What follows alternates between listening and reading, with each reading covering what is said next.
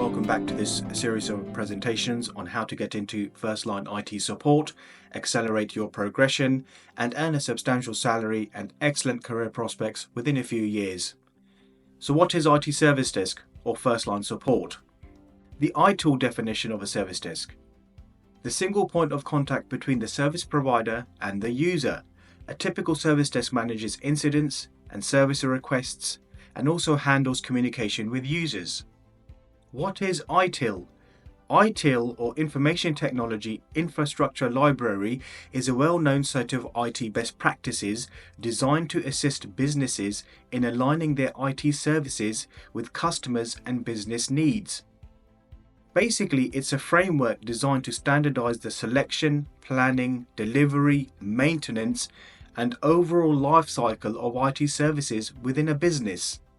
Now that we have covered the official definition, typically the service desk is a function within the IT department of an organization that is responsible for providing IT support for all the employees who work for the company.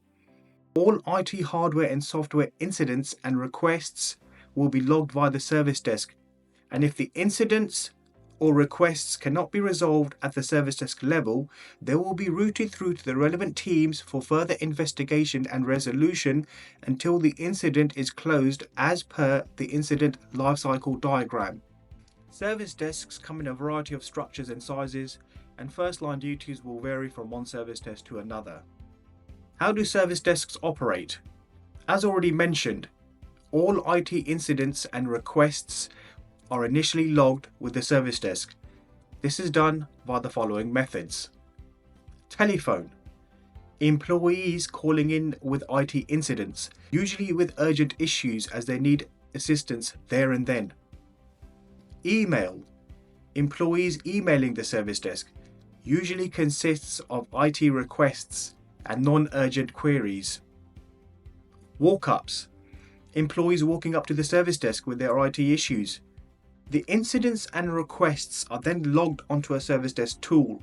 These tools enable you to capture all the information required, such as the user's name, contact details, and issue being reported, all in one place.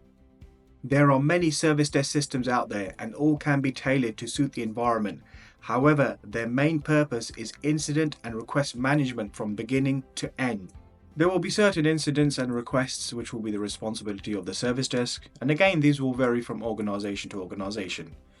They will typically include taking calls and logging information onto the service desk system, resetting passwords, unlocking users' accounts, creating accounts for new starters and deleting accounts for leavers, managing IT communications to the user base for business system statuses and issues affecting performance, managing email distribution lists, managing software deployment. You could be building and configuring desktops, laptops, desk phones, mobile phones, and setting up accessories such as docking stations, keyboards, and mice.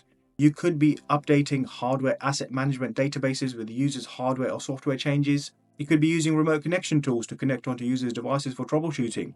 As mentioned, service desks come in a variety of structures and sizes, and duties will vary from one organization to another. Some service desks, you may be simply taking and logging calls and routing these through to the relevant teams for resolution. Some, you will be required to do simple tasks such as dealing with account lockouts and password resets. Others may be a variety of tasks, as mentioned. Majority of the issues and requests being reported and logged will be the same over and over again. Majority, if not all, of the issues you will come across will be password and account lockout requests, network connection issues, VPN connection issues, software app configuration issues, hardware and power failures, all of which will become second nature and extremely easy to fix or follow the process to resolve.